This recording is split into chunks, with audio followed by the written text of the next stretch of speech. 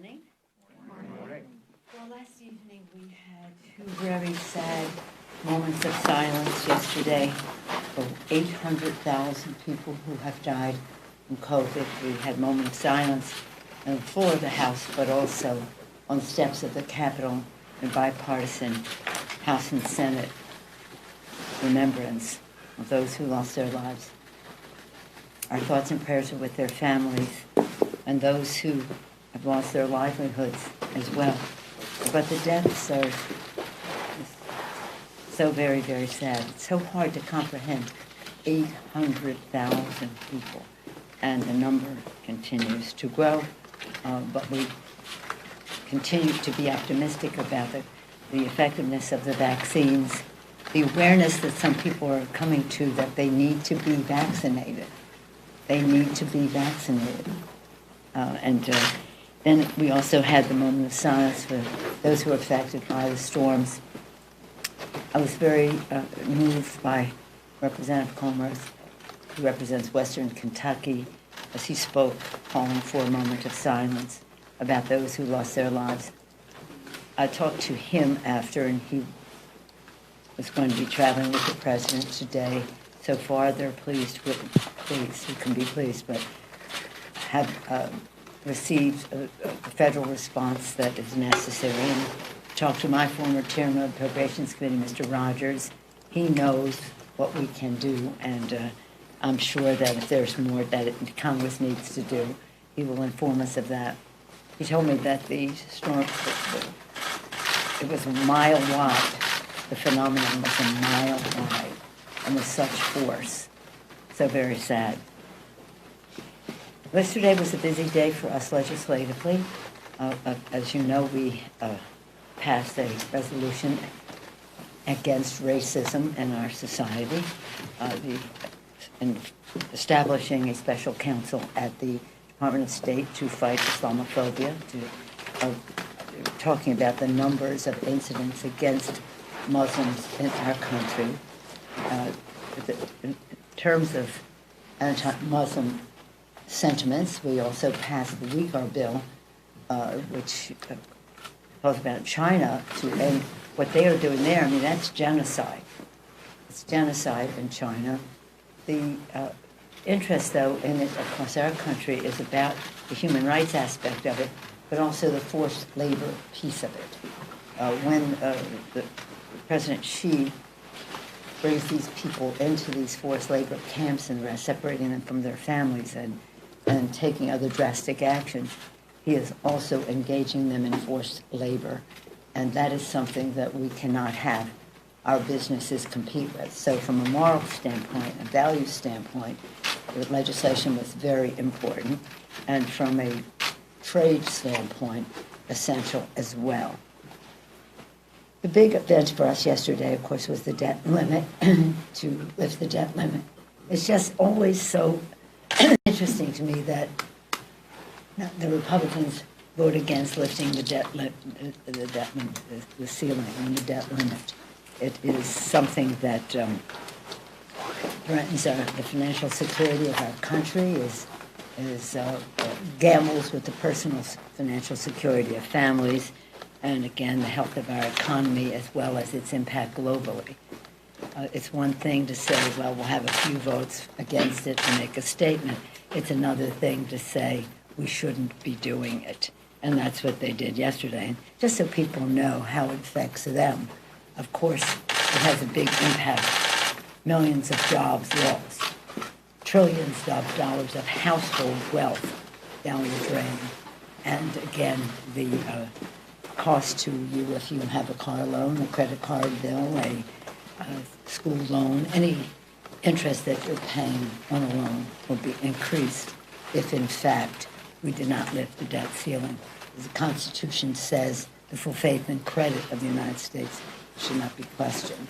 But in addition to that, even the discussion of it a few years ago lowered the interest rate, the interest of our credit rating, the United States credit rating, and that was not a good thing for our economy. We should not be flirting with danger when it comes to our economy, whether it's our national economy or global economy, or the personal financial well-being of America's working family. I want to commend, going back to the Uyghurs for a moment, Chairman George, not George McGovern. He gets confused with George McGovern on the food security issues. But Jim McGovern really a patron saint to us in terms of fighting for human rights around the world. And this Uyghur bill on forced labor was his legislation yesterday. I neglected to mention that when I talked about that. And so now we are just trying to see how soon we can pass the Build Back Better legislation. So important, but it's fraught with meaning at this time because on today, the 15th of December, will be the last Biden child tax credit check that would go out. We're hoping that we can have this settled before Christmas because on December 31st, this expires, and so it's essential. What we see in terms of the child tax credit has been used more recently for preparing children for school.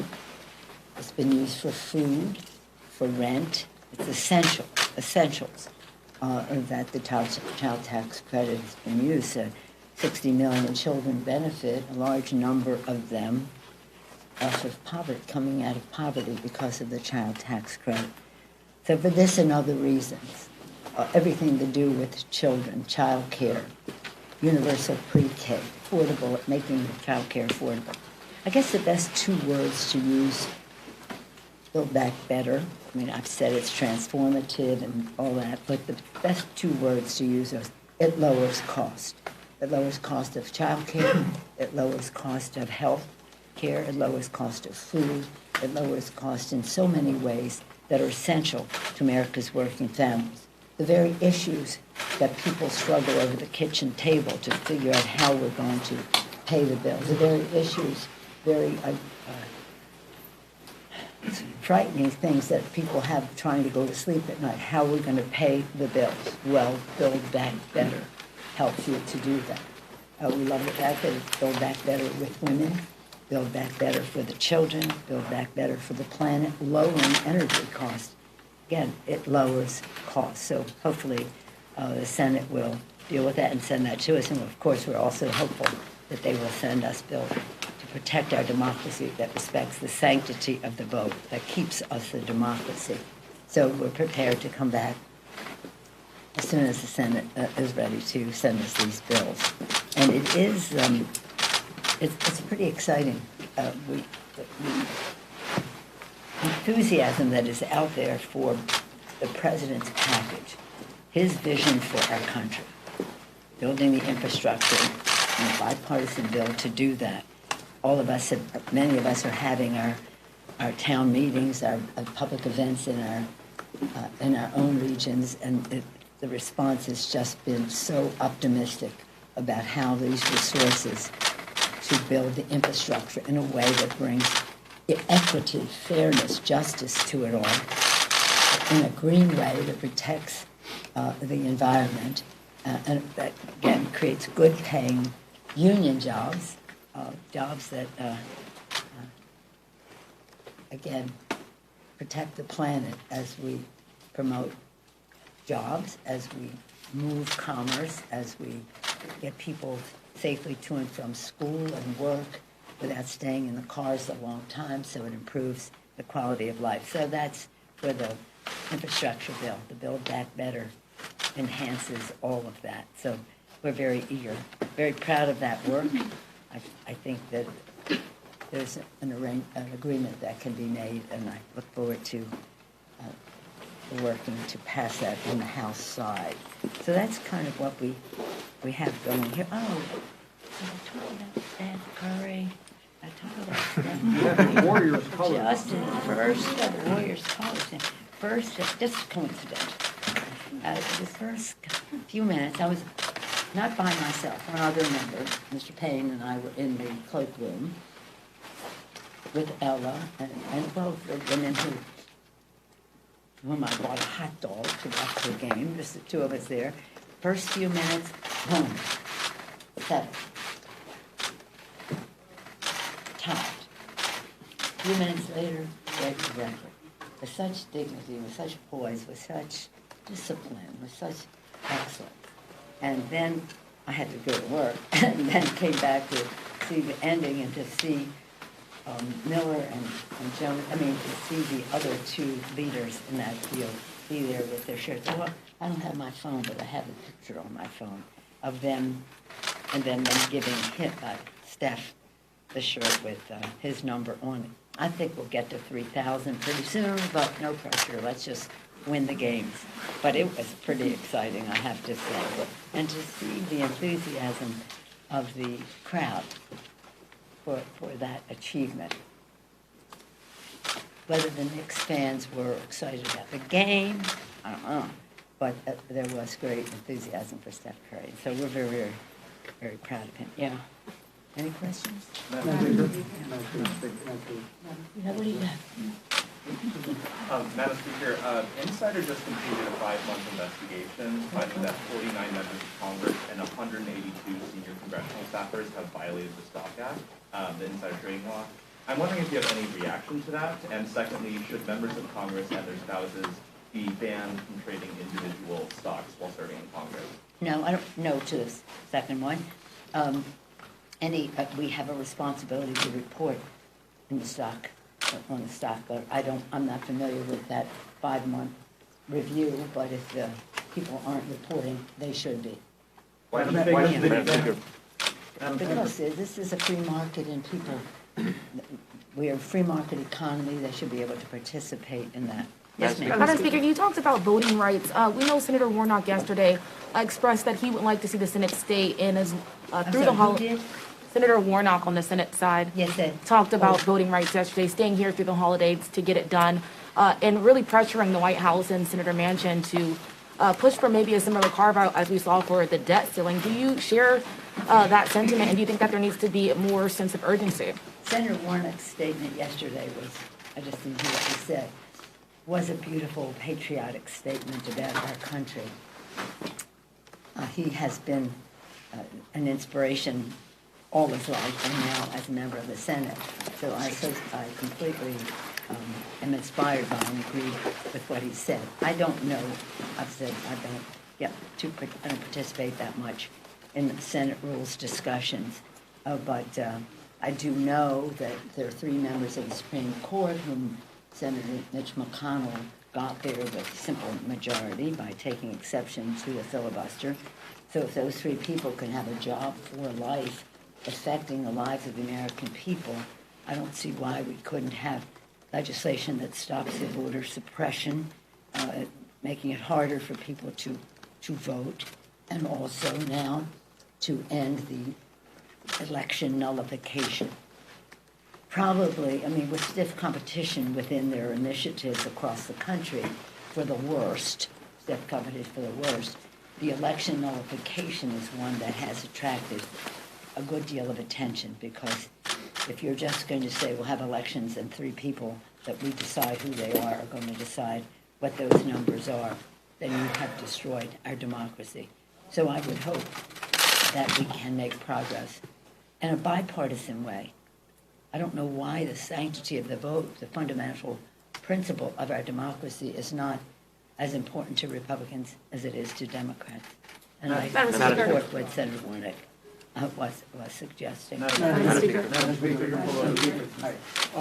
Democrats, of course, had hoped that the Build Back Better bill would have passed months ago. Here we are 10 days before Christmas. It's possible, very likely, that it could get punted into 2022. Did you miscalculate the resistance from Joe Manchin, even though he detailed where he was months ago with that paper that he gave to him? No, I think that this is called the legislative process. And we have our rules, and they have their rules.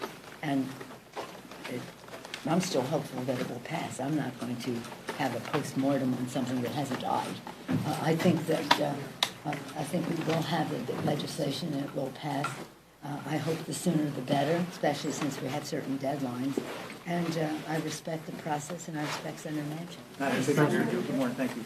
The mayor of San Francisco, London Breed, expressed concern about crime said it's time for the reign of criminals to end. What do you think about some of this crime, specifically in San Francisco, smash and grabs, and also generally, is there some sort of a federal response? You know, we passed crime bills here before. Is there something looking at some of these problems? Well, specifically to what is happening not just in San Francisco, but in other parts of the country. In fact, a retail association of the whole country and leaders in business across the country have asked for a remedy, and we do have one as we are preparing the CHIPS bill, for lack of another, you know what I mean when I say the CHIPS bill. The CHIPS bill is about chips, it's about supply chain, and it's about research. And we're very close to our own agreement in the House on that.